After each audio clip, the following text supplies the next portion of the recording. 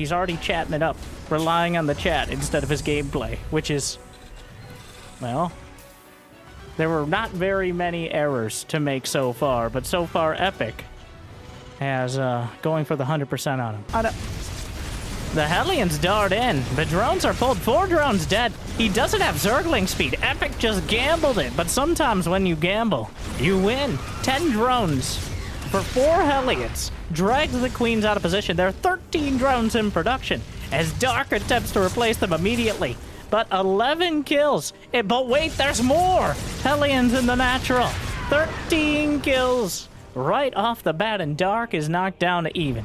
And even some of those... Wait! There's still a Hellion! Finally gets cleaned up. A disastrous... 13 drones! Dark, clearly. Lulled into a false sense of security. Well, actually a well-justified sense of security by killing that early Reaper. But then failing to do the due diligence of defending anything past that. And Epic, he didn't have any vision. I don't believe he had any vision that this was a gasless play. Though if he did, a little more information than I originally thought. But just running by with the Hellions. Dark out of position. The Queens, a bit lackadaisical. And suddenly we got a game on our hands. As Dark now has to play a defense with those Banshees on the field. 1, drone damage. 2, no chance of moving out with the Roaches. It looked like Dark wanted to do some sort of Roach timing, like he usually does against foreigners, aka non-Koreans. Really, non-Dark. Just trying to smack him out of a series quickly so we can move on to some real competition, which is, I assume, looking at himself in the mirror. But Epic not letting him get by so quickly. And now, 3rd command center's done. Double engine. He will have spotted Epic's upgrades. And the double Banshee play. I mean, a staple of the Terran versus Zerg matchup. The Marines are just kind of waltzing across the map. Double medevac. He has a siege tank as well, but there's... Once again, Dark doesn't have really any units. He has 5 Queens, and that's it. And that's in drones. He's got Roaches in production, but there's no Roach speed, no upgrades here. As Epic boosts in, we'll be able to siege up the tank. He doesn't have 1-1 done yet, but he doesn't really need it. The 4th base is the target. Gonna do a lot of damage in this initial attack. The Queens have the transfuses. The Roaches are coming off the line. Is there detection? There is not. A lot of extra damage being dealt by the Banshees. There's no Overseer. Which, a massive oversight here by Dark. Not having the detection in time. The Queen's getting chased down. The Banshee's adding so much damage. 1-1 done for the 2 Marines left over. Overseer comes up. 4th base, nearly dead. Not quite there yet. Banshee getting targeted. And the Queens will knock out 1. And Epic... well... kills. The Banshee will probably die. There are infestors out, but not much to protect them. Another drop comes across. Drops on the opposite side of the rocks, takes down the Changeling. That hatchery, Epic missing maybe an opportunity to actually kill it off. I can't believe it's not butter. A bit chunky, but those siege tanks, they all unsiege, though Dark can't quite see them all here. This fight could go disastrously for Epic, but there's just not that many units for Dark. It doesn't matter if he takes a beautiful fight. The war is very much in doubt. Huge counterattack, though. Please like and subscribe. We're going into Game 2, Alcyone, with Epic on match point. Which means he took 1 match at a best of 3, but bear with me.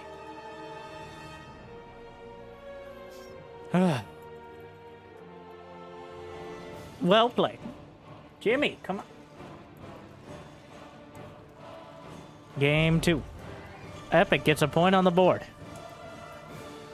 And now, not a particularly bad map for Terran. Not that those really exist, but Dark, I think, will be taking Epic somewhat seriously now. It was green. There's no... The advanced ballistics, forget about it. Caduceus reactor, come on. At the fusion core for battlecruisers. And, well, Dark, who's going for 8 Roaches now. Just Loaches. More of a zoning Roach group. Roaches don't stack up too well against battlecruisers. And the timing, well, if he decides to attack with the roaches, they likely could be across the map before the battlecruiser is constructed from that starport. But yeah, he spotted one. Of course, as the queens go on an archaeological expedition under duress here. The queen count at a even 10. Another one getting taken down. This battlecruiser jumped in, which means it can't jump out. That's actually a lot of damage being dealt. The whole queen moot is brought together, and the battlecruiser glides away. 34 HP. Overseer gets in. It's going to be a bio follow-up. As Epic using this as cover to get to a mass barracks play.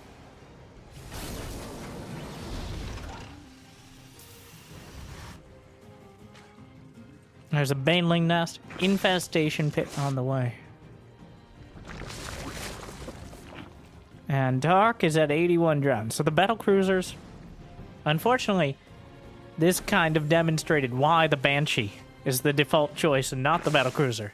Because Dark, with a Roach timing that didn't really slow down his economy, was able to severely hamstring Epic's economy himself without really costing much. He, one, forced him to use the battlecruiser defensively, and then, two, he actually outright killed SCVs. So, Dark in a pretty comfortable position here in Game 2. The battlecruisers, an optimistic choice, and still on the field. Good for defense. Combat shield isn't even done here. Speed, oh no! Speed finishes, but the battlecruiser providing a lot of cover here. A dozen SCVs. The engineering bay is under fire. Queen's being gunned down. Battlecruisers providing a whole lot of extra support, but they can't kill that many banelings. Battlecruiser still strafing. A big part of all this, a single battlecruiser badly bruised. 30 SCVs dead, though. The third base. GG. All tied up. Appreciate the attempt. Both sides demonstrating some key points. One, Epic, his creativity and his willingness to battlecruiser rush Dark. And Dark demonstrating why battlecruiser rushes aren't really a thing. At least against Zergs that are always keeping a build like that in their pocket. That feels like Dark's different. I wonder if Dark does the same timing again without Roach 1. I think it works especially well when your opponent isn't going for the Reapers. If you don't have those early Reapers that keep kind of control the situation, like 3 to 5 Reapers to delay the third, to actively scout whatever you're doing, gives you a bit more warning time, and having a couple barracks at least early usually is much better suited for dealing with the Roach timing. Of course, it has its own weaknesses, like its reliance on those early Reapers and the predictability of the follow-up, but usually those are outweighed by the benefits for most Terrans. All right, first Reaper heading in. The Zerglings bounced around, taking a bit of a dramatic path. He had no overlords in production. Please clap. So that was a sudden and inevitable error, but Baneling Nest is on the way. NG base, Epic, spooling up into your relatively standard big barracks play. Whereas Dark is rushing towards what is like... Hey! It's actually nearly complete. 8-minute Hive for Dark. And Ultralisks are a tough proposition. He's gone for the Ultralisk Cavern in every game thus far. We have yet to see the game... yet to actually see them complete before the game ended, one way or another. Well, we will see here. There it is. An Ultralisk Cavern once again. And Epic loads up a triple drop to the north side. The pressure is on. Epic has a limited time before that Hive tech fully kicks in and potentially kicks Epic out. Alright, Marines darting in. Hit the stims. Deep onto the creep. Does he not have a scan? He does now, but it's a little on the late side of things, and those Marines will pay the price. Epic now down 20 supply.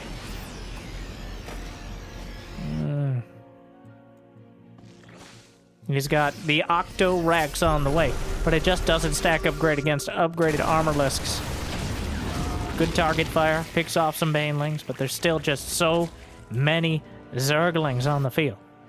Just too many to deal with.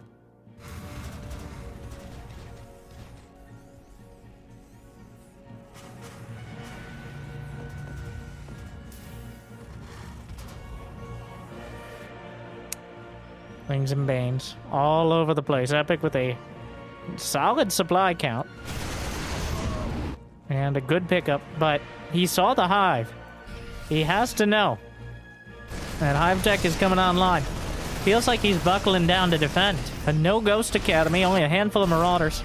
Though he's added more tech labs on to his outside barracks. Probably not the ideal ones to have tech labs on. But these Marauders give him a stronger chance against the Ultras. But as time goes on, you really need the Ghosts. No Ghost Academy whatsoever yet.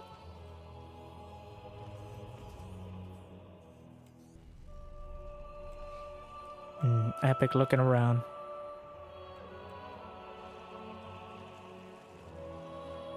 Almost 200 supply. 10 minutes in, both players mostly able to go about their plan without too many delays. Marines stutter stepping back, taking out a whole bunch of the Zerglings, and Dark, it's still enough Zergling. They have Adrenal Glands done. The Bio Balls getting melted by Banelings, though you'll never find that scenario against Dark. Ripping up the orbital. Epic is, it feels like he's just tunnel visioned on his army now. 195 supply out of 164. No home whatsoever to go back to.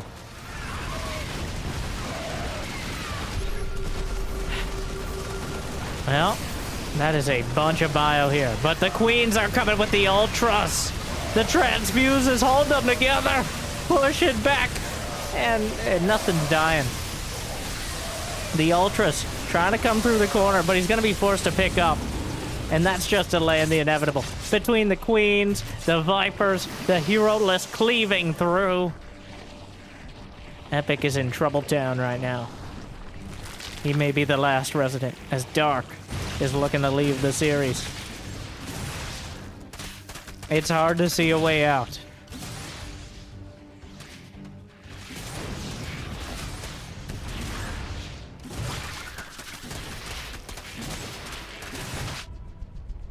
The medevac, he has 14 medevacs, making up about a quarter of his total army supply.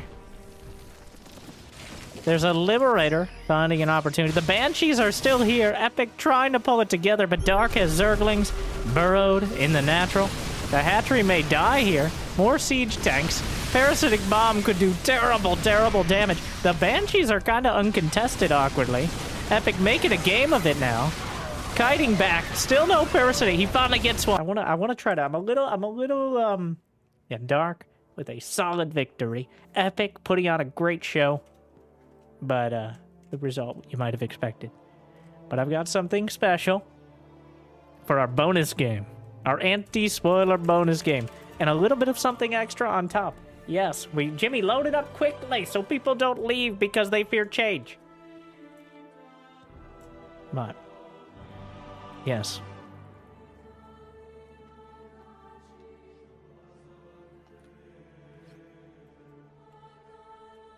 Welcome to a new attempt at making bonus games interesting. AKA Bronze League Heroes. Terran versus Protoss. We have our Terran player in the red, Jeremy. Jeremy-o. And then, well, this is, I want to say French, but no, I am Protoss. What is your best race? There's a Zealot here, but it's not enough. Êtes-vous? And now Protoss for short. Oh, the Reapers are just eviscerating the mineral line. The mineral line itself actually went running off. Unfortunately, Protoss does not have... Well, another Zealot pops out. Warp Gate, nowhere close to being completed. And Jeremy doing kind of an applaudable job of actually spending his money behind this as well. So a bit disastrous. And actually a pretty good impression of a standard Terran build here, besides the lack of an orbital command. And, well, unfortunately, Protoss now has 22 workers. He's still building them. More adepts in production. Warp Gate is done, but he started more gateway units, which means the warp gates have yet to open up, unfortunately. Alright, as we activate our gamer time warp.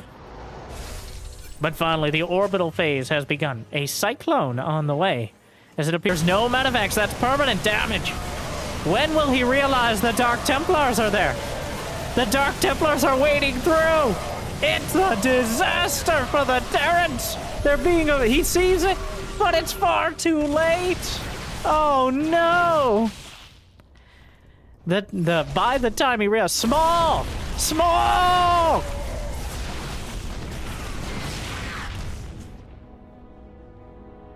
Ah, the typical Terran counter to losing a fight. Small dick, quit now. Quit now. Quit!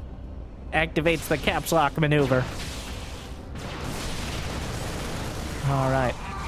I'm getting a sneaking suspicion Protoss will not quit now, as I'm not entirely convinced that that is the most reliable strategy. Whatever makes you feel better in the end is what's important. No, I think really the mindset is not so much making yourself feel better, but making them feel worse. Well.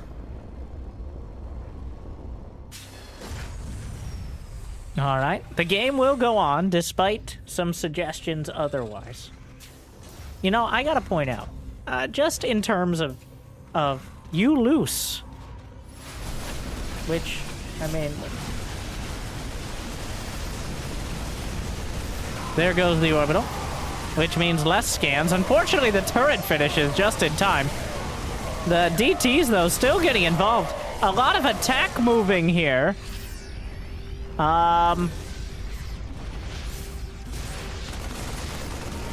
Creative commentary. I would like to, at this time, mention that I do not endorse the words, the actions, the vibes, nor the outdated strategies of really any Terran player out there, but specifically this one as well. As Jeremy is spending more time in the chat box than he is. Dude, it is only game. Why you have to be mad? Protoss coming in. This is exactly how I feel about This is pretty on point for the personality types.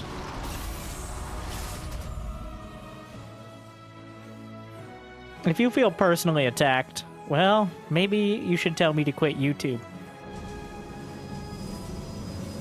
and try building Medivacs. So far, Protoss not convinced. The quit per minute has gone up dramatically.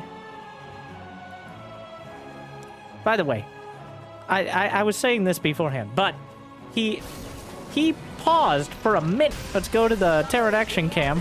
Oh, here comes the rest. Unfortunately, the Medivacs are mostly dead here. The Zealots got through, making sure those tanks are sieged up. He drops a half dozen mules. That should shore up the economy somewhat. Upgrade complete.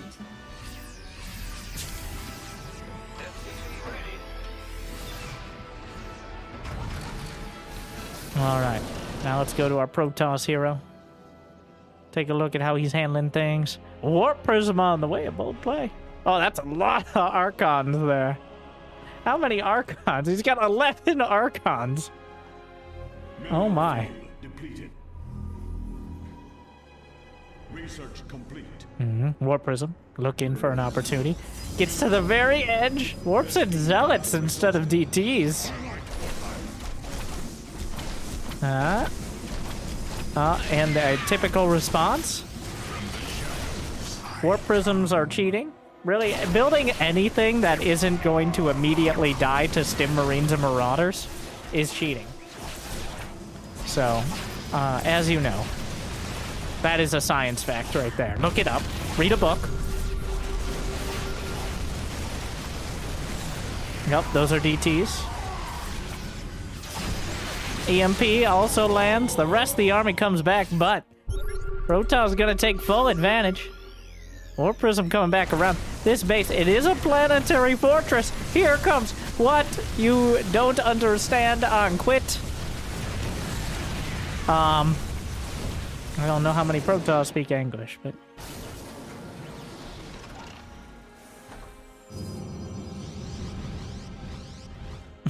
Stop stole my game. And then quit. Ah, he thinks he's stealing his... Oh, because he's cheating.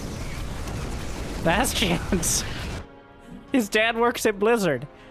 Could somebody talk to Jeremy's dad so we could get somebody who works at Blizzard to know this game still exists? All right. Then again, if a father... Well, if this was his son, I don't know if that's the... Well, last chance. Wow. He really... You know? I will say it. He didn't lie. That was the last chance to quit. Because instead... Jeremy leaves the game instead of coming back to defend. So, Advu, his statements, I am Protoss, maybe Zerg, waited for him